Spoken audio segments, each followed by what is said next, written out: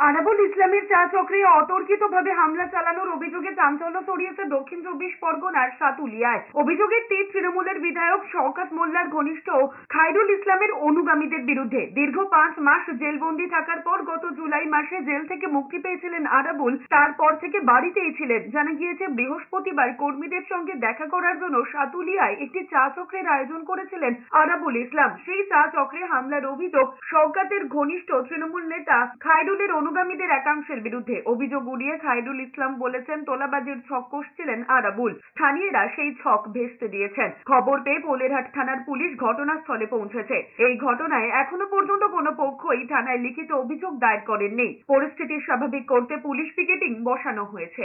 ওটা চা চক্র না তোলাবাজি চক্র সেটা ভাবতে হবে, এবং টোটাল ভাঙড়ের মানুষ জানে ওটা চা চক্র করতে এসেছিলেন না তোলাবাজি করতে এসেছিলেন। এখন আমি এলাকায় ছিলাম না, আমি যে কোনো একটা বিশেষ কাজে হাবড়া জেলাতে ছিলাম। আমি এসে শুনলাম উনি এখানে এসে কোথায় কিভাবে তোলাবাজি করবেন তার একটা ছক করতে এসেছিলেন।